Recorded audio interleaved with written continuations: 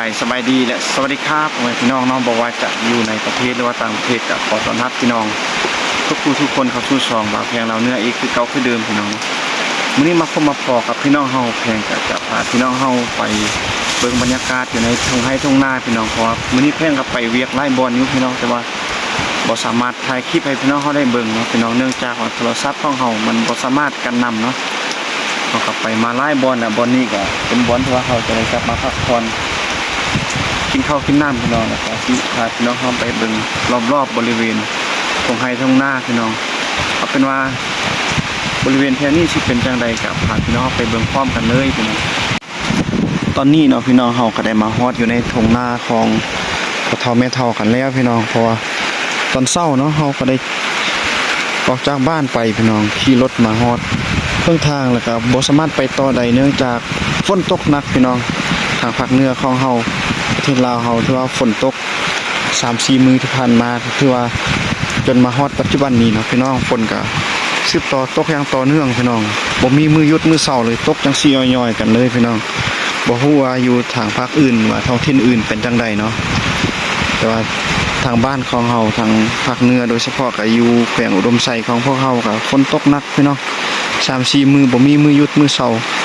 นำก็ท่วมหลายบ่อนพี่น้องทงไร่ทงนาท่วมสวน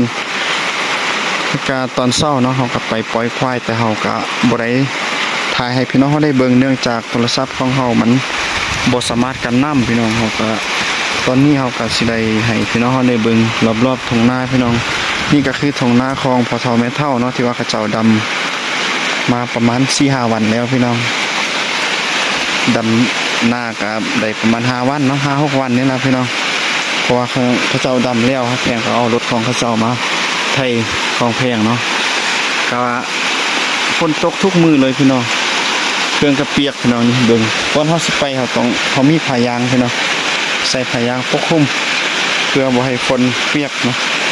เปียกก็เปียกบางส่วนเนาะบางส่วนมันก็ยังเฮ็ดให้ร่างกายเฮาอบอุ่นอยู่พี่น้องถ้าฝนตกทุกมือพี่น้องสังเกตเบิ่งเขียวหญ้าก็เขียวทุ่มพี่น้องส่วนฝากนั่นก็คือเป็นส่วนสลิข้าวโพดเนาะพี่น้องพอดีแล้วเวียกพี่น้องก็ดำนาแล้วมื้อวานเนาะเขาแพก็แล้วมื้อวานก็มื้อนี้ก็ได้ญาติเวลาไปเลาะเบิ่งส่วนสลิข้าวโพดพี่น้องแต่ว่าเฮาก็ได้แพงฝนทั้งวันพี่น้องตอนนี้กับพี่น้องเฮาไปพักผ่อนจักเล็กจักน้อยก่อนนะพี่น้องสังเกตเบิ่งว้าโถพี่น้องฝนทุกมือจักบ่ฮู้มื้อใดจะเซาตกพี่น้องให้พี่น้องเฮาสังเกตเบิ่งเนาะผักคะหรือว่าผักเนาภาษาไทยเฮาเอิ้นผักสะอมเนาะกำลังปงเขียวอยู่เดี๋ยวจักน้อยเฮาก็สิเด็ดเอายอดอ่อนเนาะพี่น้องไปแกงใส่หน่อไม้เนาะกำลังเขียวอ่อนอยู่พี่น้องส่วนทางนี้เนาะก็คือเป็นบ่อนดังไฟพี่น้อง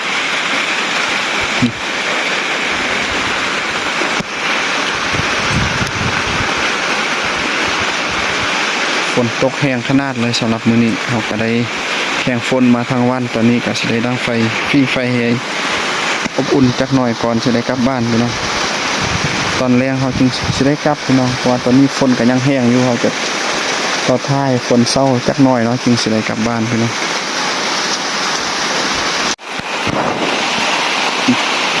ตอนนี้เนาะพี่น้องเฮาก็ได้นั่งฟิงไฟพี่น้องว่าเขาแข่งฝนมาทั้งวันก็ถือว่าหนาวเนาะตอนนี้ก็ได้กลับมานั่งฟิงไฟพี่น้องก่อนสิได้กลับบ้านเนาะให้อุ่นๆก่อนเราท้ายฝนเศร้าตกจึงสิได้เมื่อบ้านพี่น้องอาการจักน้อยเขาก็สิได้จี้ข้าวโพดพี่น้องเอาข้าวโพดมาจี้กินพี่น้องเราท้ายไฟมันมีถ่านก่อนเนาะพี่น้องหลังจากนั้นเขาก็สิเอาข้าวโพดมาจี้กินอยู่เที่ยงนาจังซี่เนาะพี่น้องอยู่บรรยากาศทงนายามนี้ก็ถือว่าแนวกินผลปลูกของเฮาก็เริ่มมีผลผลิตขึ้นมาพี่น้องบอกว่าจะเป็นสาลีบ่แล้วก็ต่อไปก็สิมีมักถั่วมักแตงมักต่างๆเนาะอยู่ในภายในสวนก็เริ่มเขียวขึ้นทุกอันแล้วพี่น้อง บ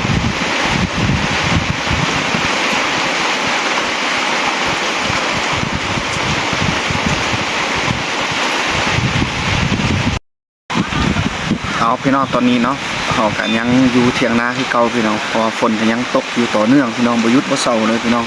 แล้วก็ตอนนี้เนาะไฟของเฮาที่ว่าเฮาดังเมื่อกี้ก็ถือว่าลุกเป็นที่เรียบร้อยกันแล้วพี่น้องเดียวอันนี้เนาะเฮาจะเอาสลิดข้าวโพดอันนี้ไปจีให้พี่น้องเฮาได้เบิ่งเนาะแล้วก็สิกินอยู่นี่เลยพี่น้องเนาะเพราะว่าเฮาสิไปจีน้ำกันเลยพี่น้องข้าวโพดเริ่มมีแกนมีเม็ดแล้วพี่น้องเนี่ยพอดีเปลี่ยนกินช่วงนี้เนาะพี่น้องคันว่ามันแก่กว่านี้มันอาจสิกินบ่ได้มันแข็งเนาะเพราะว่าเป็นสลีเนื้อแข็งพี่น้องเอา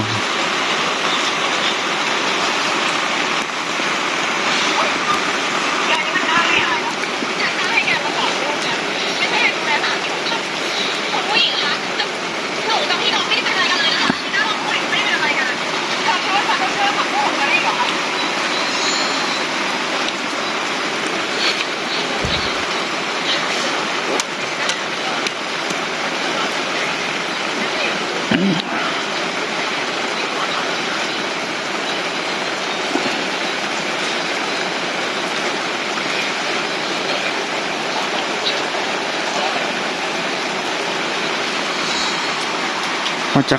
ค้างไว้อยู่ในข้างเตาไฟเลยพี่น้องเนาะ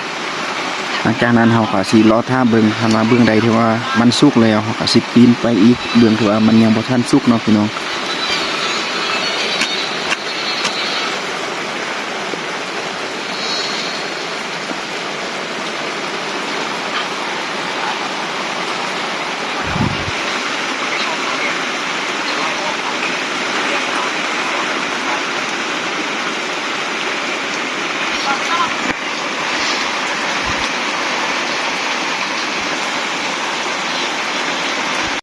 Bừng nỉ thì cần vặt bừng thì nịt cơ. Gặp can này cái gỗ avar cái gỗ.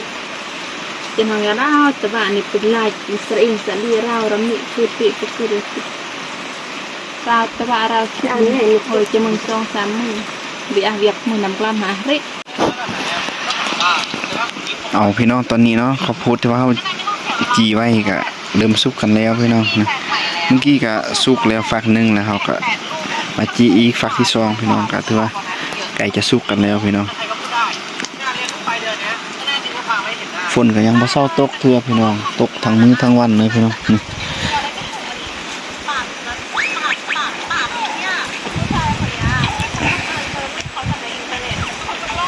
มันตกบ่แห้งเนาะแต่ว่ามันตกตลอดพี่น้องจักสิเซาตอนใดบ่ฮู้เลยพี่น้องเฮาสิกลับบ้านเฮาก็ขี้คร้านกลับบัดนี้เพราะว่าร่างกายเฮาอบอุ่นกันแล้วเฮาคันได้กลับก็สิต้องได้แข่งฝนอีกเนาะ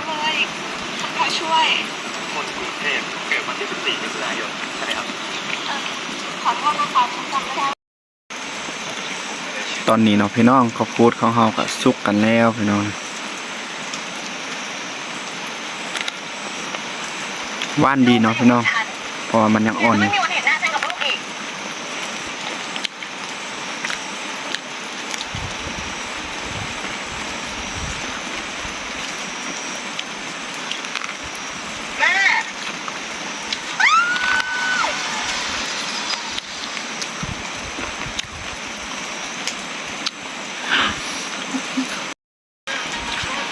ตอนนี้เนาะพี่น้องเฮาก็ทั้งกินได้แล้วก็จี้อีกพี่น้องเพราะเฮาเอามา4-5ฝักพี่น้องเดี๋ยวจะให้พี่น้องเฮาเบิ่งนี่ฝักหนึ่งก็ยังจี้อยู่พี่น้องกินอันนี้พอดีหมดตัวที่ว่าเฮาจี้ก็น่าจะพอดีสุกเนาะพี่น้องยามนี้เนาะพี่น้องเฮาก็ส่วนหลายก็บ่ได้อยู่บ้านเนาะมีแต่มาอยู่ให้อยู่สวนเบิ่งให้หน้าหัวสวนแนวกินแนวอยู่ก็อยู่แบบธรรมชาติจังซี่ล่ะ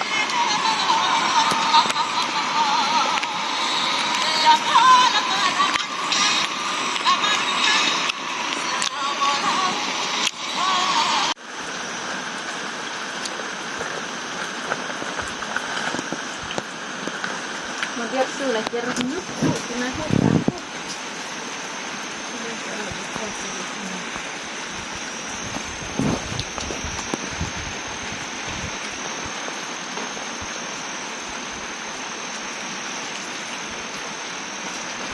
nó hỏi tính về lấy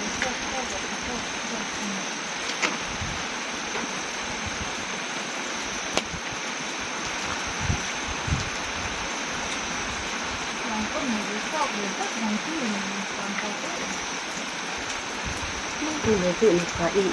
เนี่ยเป็นการที่เลยละชอบก็เราอีเรายกมันเลยชอบก็ไม่แบบอันนี้ก็ต้องน่าเป็น พวกนี้ก็สมาธิในกัน มหาโจง3 มือที่บ้านให้เต้นนะคะ คนรักเดินกองมาเก็บตัวเราเด็กคนเปิดจะฟัง เดี๋ยวคนพูดจะบ้าง เดี๋ยวอีก อ่ะ เจ้าอีกจะฟังเจ้า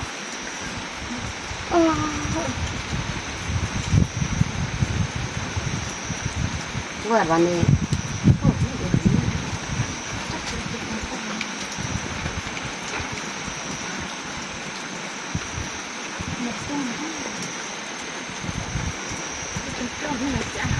เราก็เราไปเรียนที่มันสุดคือไว้นะห้ามเลยนะจ๊ะเนาะ nó cái nó nào thì mình biết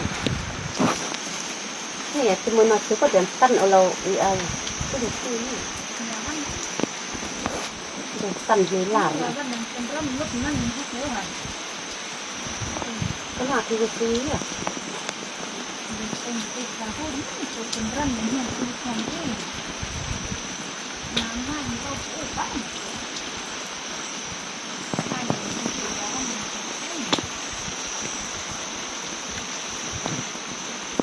tao tam này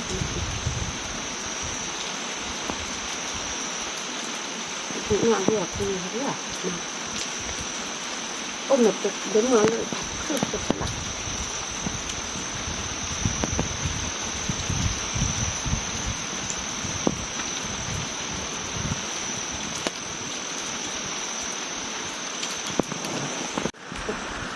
đó thôi cái là tôi cần biết chị thân dân ứng mà mình nghĩ cá lì mình dùng đã được ấm lâu cái đấy là không tập không cái chắc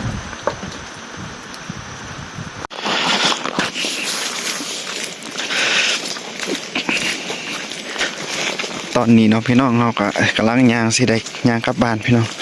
เบิ่งสภาพเส้นทางพี่น้องความเปื่อนเต็มแต่ขี้ตมหมดพี่น้องก่อนสิฮอดบ้านกะไก่เติบประมาณ 5-6 กิโล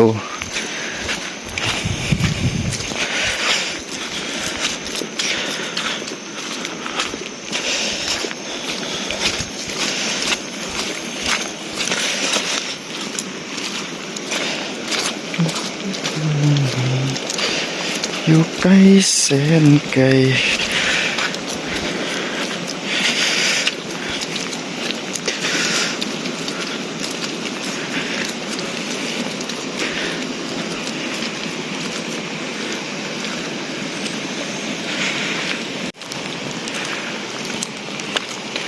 เส้นทางสายนี้เนาะพี่น้องมันไปได้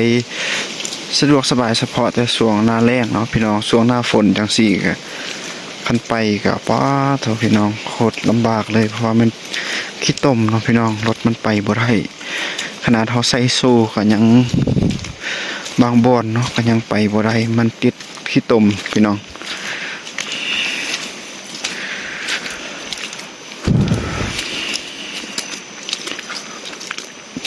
ต้องได้ย่างแต่ละมือคันว่าไปเวียกมีแต่ย่างกับย่างอะไรพี่น้อง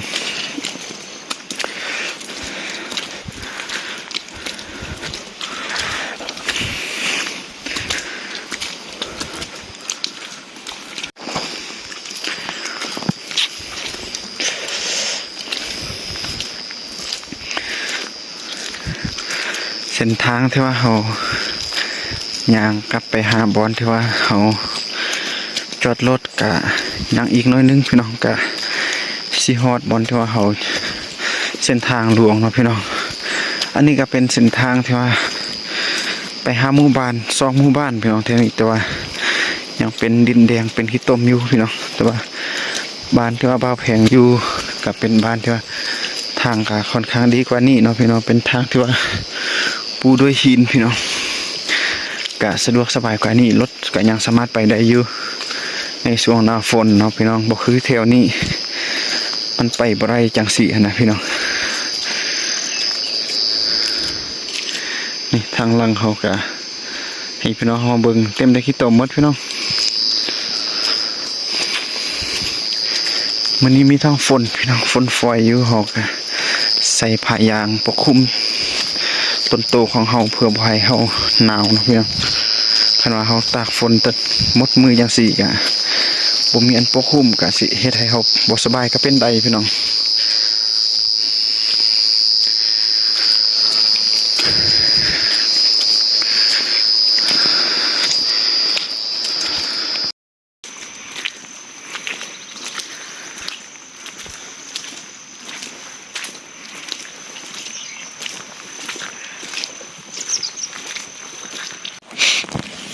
ตอนนี้เขาก็ได้กลับมาฮอดบ่อนเฮาฝากจอดรถแล้วพี่น้องเขาก็สิเอารถบนนี้ก็เป็นสนามพี่น้อง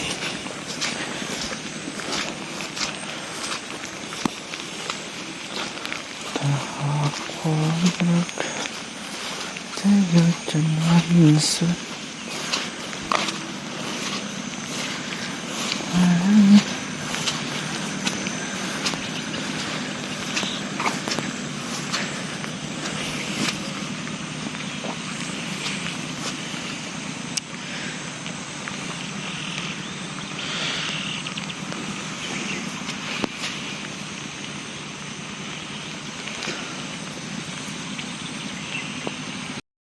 เอานะพี่น้องตอนนี้เขาก็สิได้กลับบ้านพี่น้องสุดท้ายนี้ก็ขอฝากซองอีกเก่าคือเดิมเด้อพี่น้องเพราะว่าจะเป็น